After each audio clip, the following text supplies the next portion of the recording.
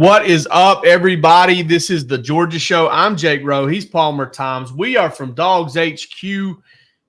And Palmer, last night was wild. Last night was a wild news night. Not necessarily, I don't know if you'd even consider it. It would be a very full news day, but when it all drops there in about 90 minutes, there's just so much happened. We're going to get to all of that. We're going to talk Georgia Ole Miss. We're going to hear from a couple of our friends here on the Georgia Show, and we're going to talk about these availability reports from Georgia and Ole Miss that we got to look at for the first time last night. But Palmer, recapping the wild news last night, you and Rusty came on here. C.J. Allen commits to Georgia. Does it his own way. C.J. Wiley. I've only done that twice today, and it's not even 10 a.m. So, excuse me. C.J. Wiley commits to Georgia. Kind of out of the blue in the most C.J. Wiley way ever. Kind of surprised everybody. Huge pickup for the Dogs. Availability reports come out. Smile Munden's questionable. Trey Harris for Ole Miss is doubtful. All of that's going on. We're trying to surround that. And then, oh, by the way, Mark Schleybaugh gets a statement from Colbie Young's attorney that there's a sworn affidavit that his alleged victim is claiming that is recanting her story, and the lawyer is demanding that Colbie get reinstated and the charges be dropped. So there's just so much going on there in that period of time. Palmer, what had you the most frazzled in the moment? Probably the C.J. Wiley news. Okay.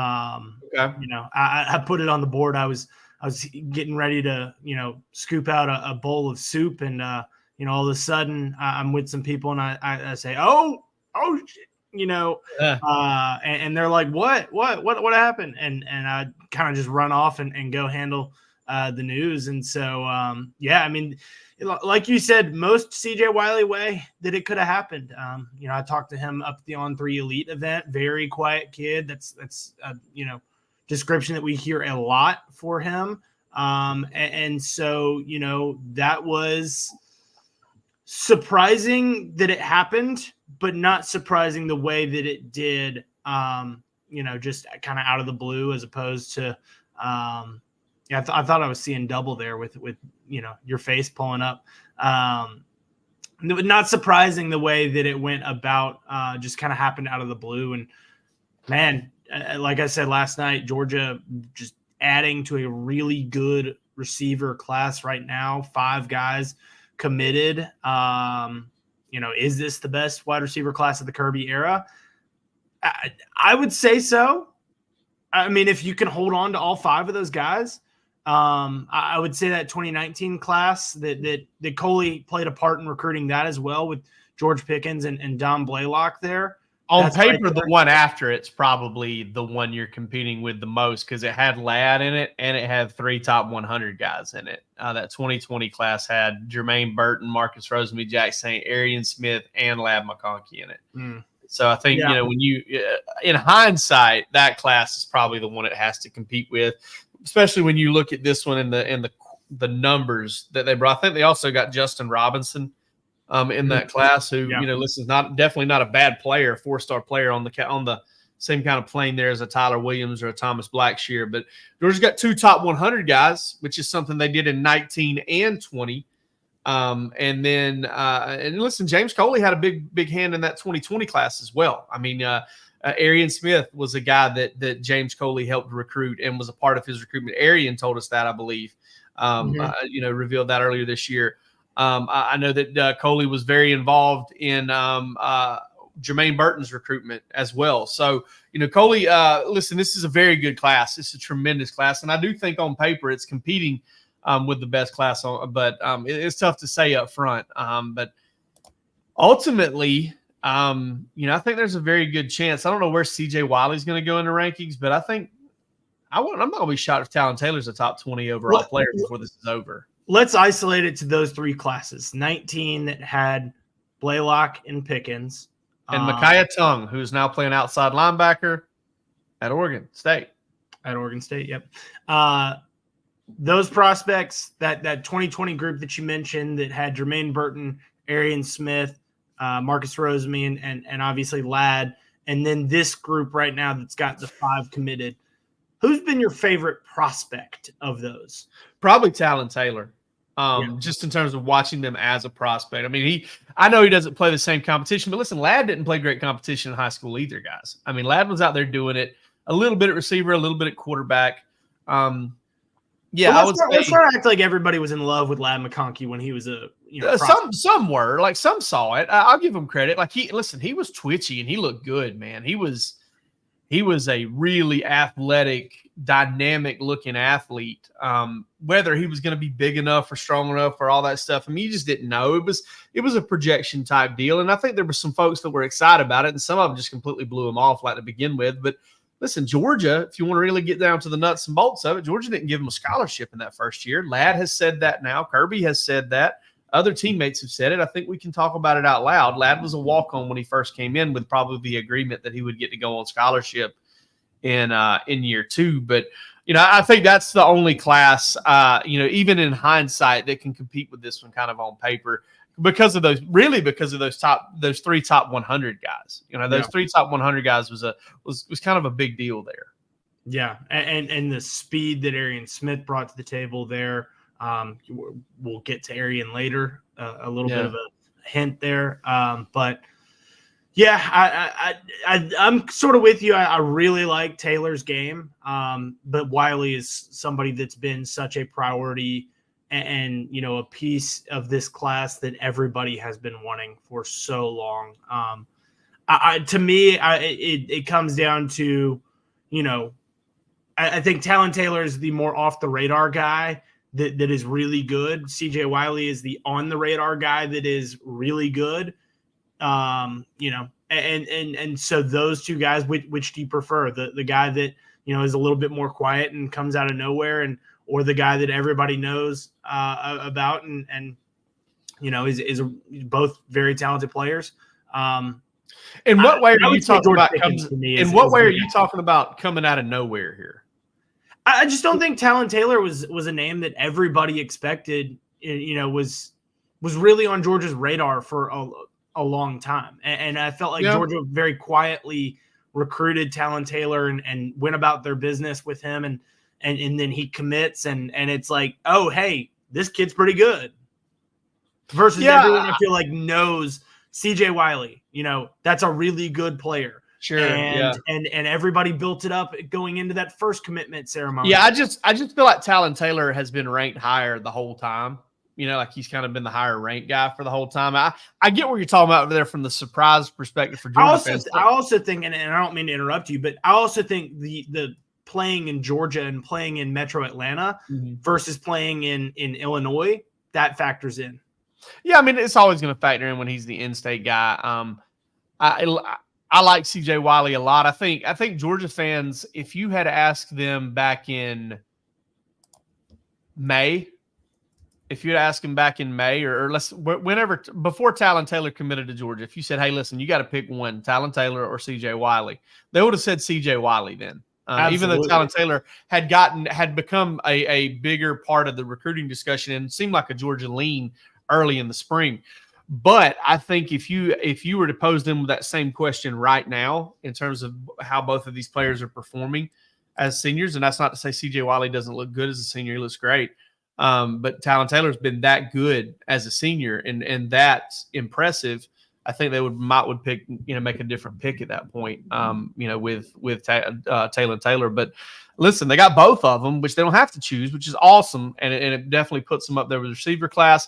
We're going to get to the availability report side of it anyway, but that was just kind of a running interference of something that was just kind of built into the whole thing with two news items around it. And then you got the Colbie Young. The CJ Wiley was what kickstarted the chaos. Yeah, for sure. And then right there in the middle, there was just that injury stuff that got in the way, and then we're all the way working on this Colbie Young thing. Listen, we're not going to spend a whole lot of time on this. Here's the deal.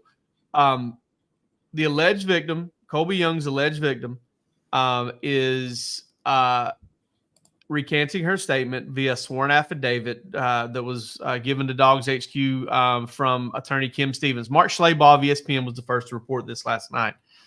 So what has happened here is the young lady who initially, made the claims against Colbie Young has decided that she made them inaccurately, that the police report is slanted, and that it is not an accurate reflection of what happened that night.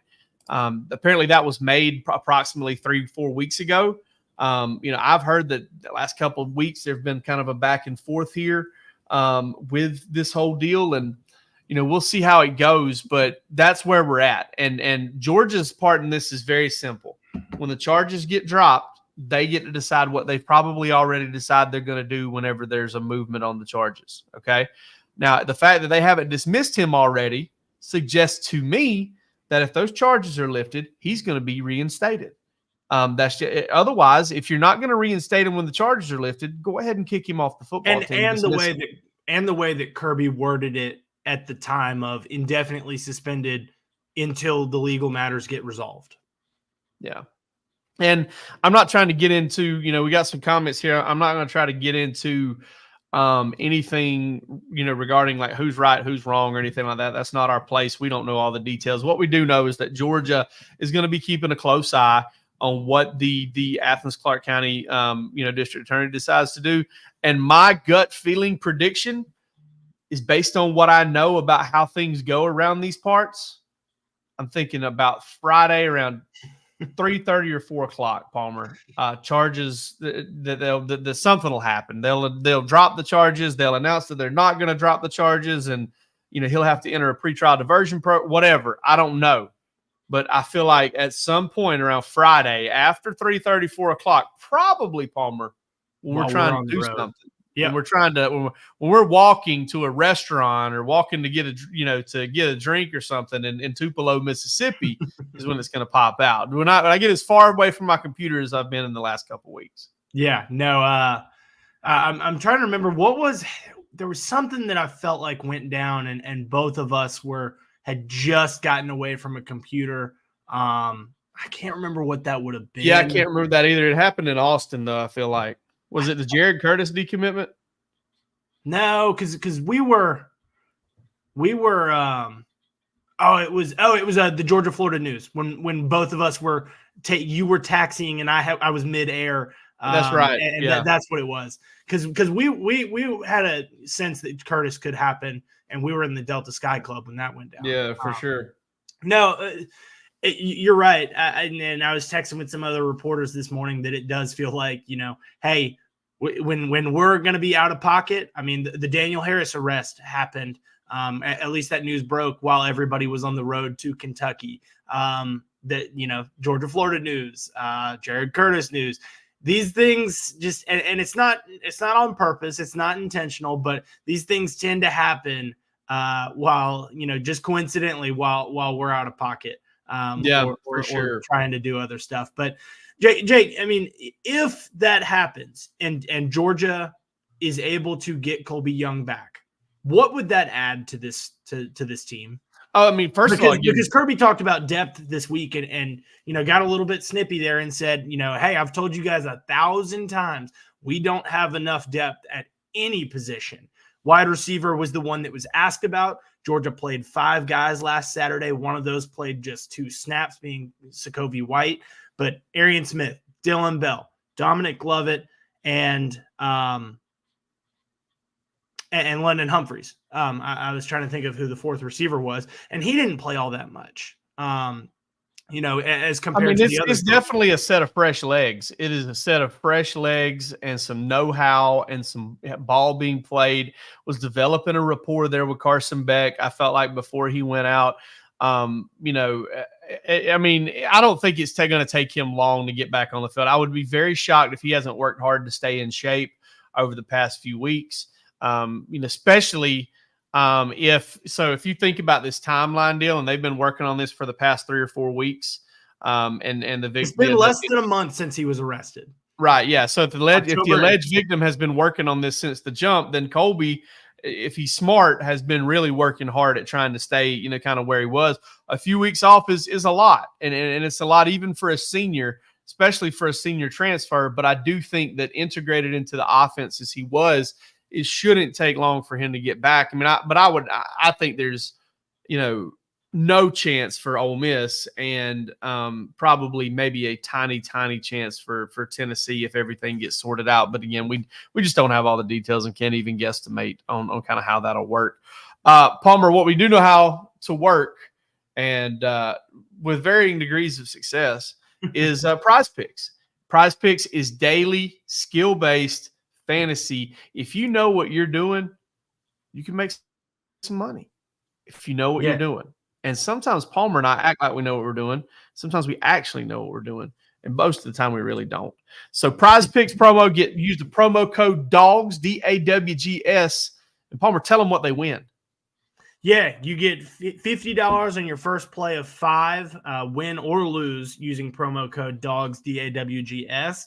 And Prize Picks, it's a really fun way to get involved in the game and have some skin in the game, whether it's Georgia taking on Ole Miss, a game that you're probably a little bit more invested in, or, you want to look around the country. We're going to have a play in Alabama LSU, a game that we'll be watching, as we're driving, and leaving the press box there. So, really, really fun way to play and be engaged.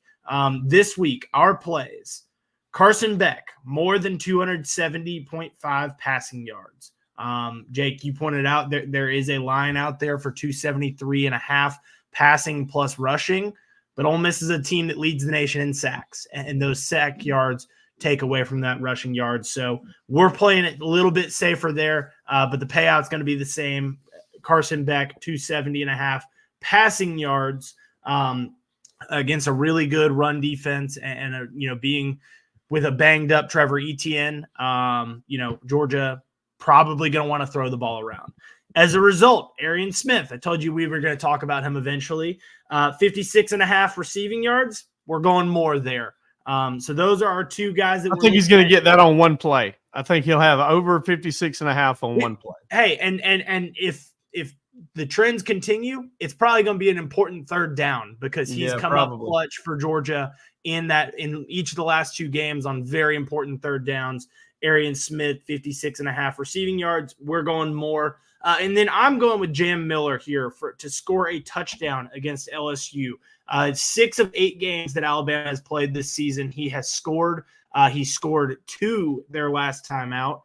I think it's going to be really important there. And I know you're high on Jalen Milroe and his chances, but I think Jam Miller, rushing or receiving, finds the end zone. I was high on Jalen Milroe. There was one of those multipliers in there on Jalen Milroe to throw more than a half interception, and I wanted that one because tip ball, whatever. I felt like Jalen Milroe probably throw 1 interception against LSU, so it was a half interception, and I wanted to pick the over. So that's what I was high on with Jalen Milroe. What I'm not high on are these availability reports, Palmer, and because I think there's just some misleading information in them. Smile Munnin is questionable. Smile Munnin is not going to play against the Fighting Ole Miss Rebels. He's not going to play against Ole Miss. If he does, what will you do, Jake? Let's hear. Will you shave your beard on the Georgia show? No, I don't think so. I told him this week though, if with the Zachariah Branch entering the transfer portal news, I don't even know if I think that might have even been fake. But it kind of made its way around, and we were discussing in our thread, and I said I would go like mustache and chops, just kind of cut them right here and go mustache like just for like a month. If Zachariah Branch ended up at Georgia, that's how confident I am that's not going to happen. Smile Munnin is not going to play. I don't see it happening. And if he does, I'll say I'm wrong. I'm just from what I've heard, from what I've seen, from what I know, I just don't see it happening. Now, I do think you start to get into Tennessee, UMass, Georgia Tech territory with him. Yeah, I think that's possible. Am I missing a game in there? Is Tennessee, UMass, and Georgia Tech? Tennessee, UMass, Georgia Tech, yeah. Okay. So, but then you look at the other side, especially and to go back to that point, Georgia's got a travel roster that and I know 74 is a lot of guys, but you want to be a little bit more careful on the road about taking a guy that's got, no chance of playing. Yeah. At home, that's a little bit easier, especially when you get into UMass and Georgia Tech, where there's no limitations on how many guys can dress. That's right. Yeah, that are great points. Great points all around for that one. On the other side of things, Trey Harris listed as doubtful. Now, Rusty seems to think there's no chance that Trey Harris is missing this game. That Trey Harris is going to play. I tell you what, man. After covering Georgia football the last couple of years, 2 or 3 years, and seeing how ankle injuries can kind of linger around with these guys, I don't know, man. Like, I mean, Palmer, I get kind of Lab McConkey against Alabama vibes with this one a little bit, even if he is able to play. Yeah, he was able to dress last week against Arkansas, but did not play. Is it an ankle? Because I've heard that it could be a hamstring groin type deal. Very little information. I wasn't saying that. I wasn't trying to say that's exactly what Trey Harris has been dealing with. I was just saying, like, given the, I don't know what he's dealing with. I just know that, like, looking at specific ankle injuries at Georgia the past couple of years, things just linger, man. Yeah. And it's hard to get at in a tough situation. But I did make that comparison, lad, so I see where you're coming from. And it's not just Trey Harris. I mean, Jordan Watkins, who had 5 touchdowns against Arkansas, 280-something receiving yards. He's also listed as doubtful. Caden Lee. Wow. You're not buying that? Okay, well, maybe Rusty's got a point then. I didn't realize that. I don't know about that. Caden Lee, who's their number 2 receiver, questionable. Their number 1 running back is out. That is Henry Parrish, the Miami transfer. But their number 2 running back, Matt. What did our OM Spirit guys tell you about it? They're a little bit skeptical. They're a little bit skeptical. That I was told, hey. And I think that they said this on their board as well, but there could be some gamesmanship here being played. You look at 26 guys being listed is a lot. I know they've had some long reports this year, though. I don't know if that's the longest one they've had. But I mean, this whole first year of the SEC availability report has been interesting. Just kind of to follow how each school approaches it. We've seemed to figure out that. There are guys that Georgia has that are out, that are not happening. Hey, and we want to, shout out James Stevens here, new member. Appreciate that, yeah, man. James. Appreciate you, James. But, Georgia's had some guys that are out, that are not playing, that haven't been, listed on the availability report. To Georgia, it seems like, hey, if you're on the availability report, you're probably somebody that we think can play. At Ole Miss, that may not be the case because they've got some guys that are, haven't played at all this year that are listed as out or doubtful or whatever it may be. But that's a long one. And if it's complete BS from Lane Kiffin, I think there could be a fine coming his way. We already saw Greg Sankey come down and kind of crack the whip on these fake injuries that seem to be happening at Ole Miss. So, maybe the availability report, and the way that they're handling that, it could be next. So it's a lot of players. I mean, and it's not just on offense, JJ Pegues and Jared Ivey, both, 2 incredible defensive linemen listed as questionable. You've got several guys on there listed as probable. To me, I don't really, if you're listed as probable on Wednesday, feel pretty good about your chances to be good to go on Saturday. I think that there's a lot of guys that are probably dealing with some bumps and bruises at Georgia that are not listed as probable. It feels like a data dump. It feels like you're drowning them in information. Not necessarily that they will miss the fact that somebody is doubtful or might not play in this game, but I don't know. You missed that Jordan Watkins was doubtful. Yeah, I mean, that just like I'm saying, I feel like somebody's hurt. Obviously, somebody's dinged up. Trey Harris is hurt. Trey Harris has missed the last 2 games. There's no doubt about that. Yeah. So that's how you look at it. He's missed the last 2 games, and that's something that ultimately that's the guy you point to because they're just surrounding him with other receivers, with other elite players, all of that stuff. So it's kind of wild, man. It's kind of wild to look at it that way, and I don't know, man. Ole Miss seems to be kind of using these, and I don't know if there's any advantage to be gleaned from it. Georgia's just going to prepare for the really good players and try to be ready for them, and they're going to have personnel sorted out for the guys that are playing behind them and all that stuff. There's not a whole lot of guesswork here. There's not a whole lot that can be done out of it. Just gives us a lot to talk about, I guess. It's kind of ultimately the way you go with it. 2 more shout outs for folks in the comment section. Corn Alien, we see you. We appreciate you. And DGD Podcast, you're a member over here, and we appreciate you guys tuning in. All right, tune in this weekend, NFHS. There will be no high school football based on what we know, or there's not much, at least in the state of Georgia. But there is, or for Georgia commitments. But listen, there is NFHS content all over the place. It is your spot for prep sports all over the country, every state. The state of Georgia is absolutely loaded week in and week out. You need this for the future. You need it for the now. If you're looking at other sports, volleyball, softball, baseball during the spring. I mean, there are so many different sports on this, and it is tremendous. Use the promo code GODOGS25, and you will get 25% off of your first month of NFHS. It's great, and it's supporting a great cause too. A chance to get high school athletics onto the screen and get viewers in and give people chances to see friends and loved ones and interesting things. Grows the sport, I feel like, and NFHS is doing a tremendous job with that. We appreciate it. Their partnership means a lot to us, for sure. All right, Palmer. Is it not the first weekend of the playoffs? It might be, yeah. And that's I think that's what we're kind of running into here in a lot of spots, and a lot of the playoffs are going to be kind of tough to. I see some Saturday games listed here, so if you want to tune in and check out some Saturday football, definitely less games being listed, and I think the playoffs starting probably has something to do with that.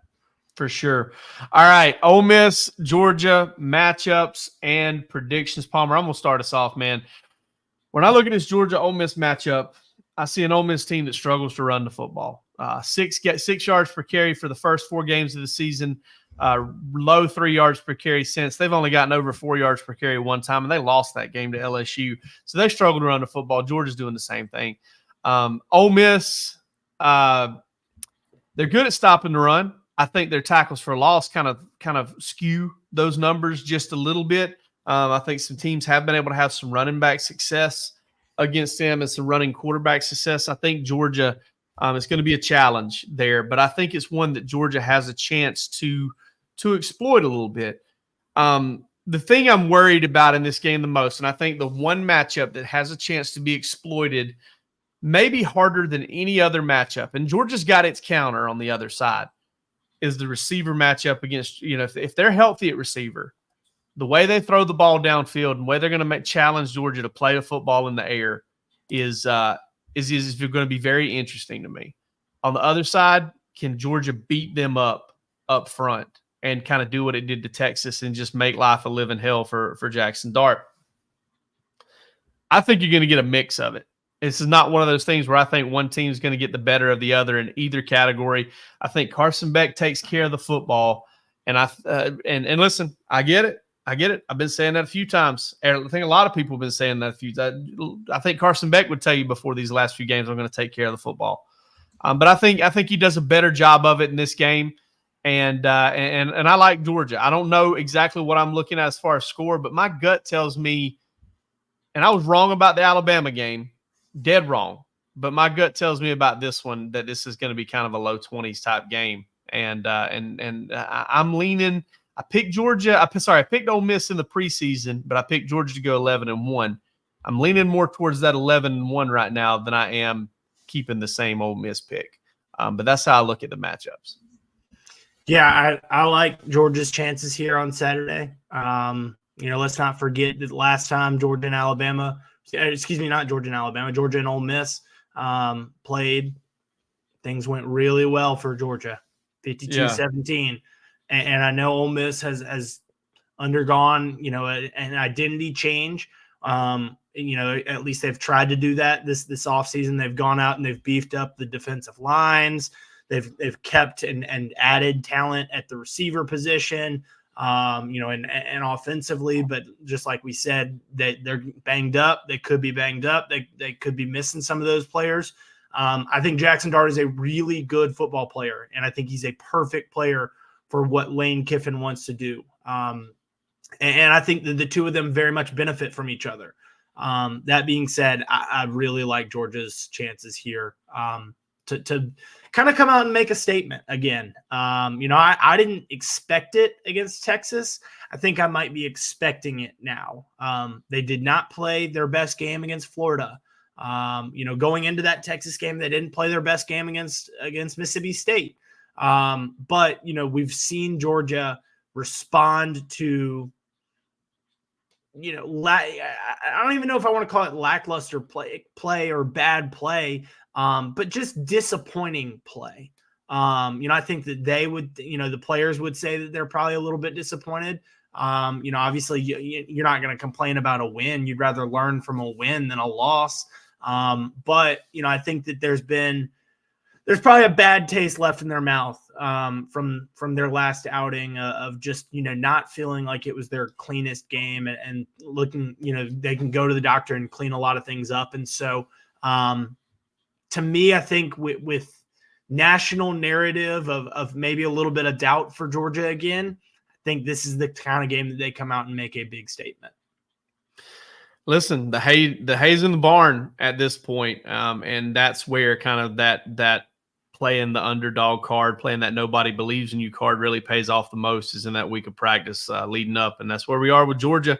And it's Thursday, and man, I'm excited about this game. Excited to get there. As you have pointed out, at the games that I've been in the press box this year, Georgia has won all of them by at least 10 points. In the games that I have not been there in the press box, Georgia has a 1-point win and a 7-point loss. So hopefully we can keep that streak alive this week. What you got for us here? What is this in the background here? What do you got for us to bring on? I was just looking at the why it didn't look like there was as much high school football. Because of the hurricane. This is the bye week and the hurricane makeup week. Okay, yeah, gotcha. The playoff football that we saw on there was not GHSA. It was GIAA and some other different. Okay, gotcha. That makes sense. Yeah, there was my makeup weekend, so that makes a lot of sense. So yeah, glad Palmer was able to find some answers for you. Listen, stay tuned to this channel. We got DawgsHQ Plus, the recruiting edition, coming for you later on today. Recruiting or team? What now? Recruiting or team? We started with team this week. Okay. We had to move team back to. We had to move the team side, the football Tuesday side of it, because we do X's and O's on Tuesdays. Yeah. So and it doesn't make any sense to make people wait for X's and O's. And today is a good day to be talking some Georgia recruiting. No doubt. Georgia's got a lot of momentum. So we'll be back with you later today to do that. Rusty and I will be. But for this one, that's all we got. Y'all have a great weekend, and we'll see you on Sunday.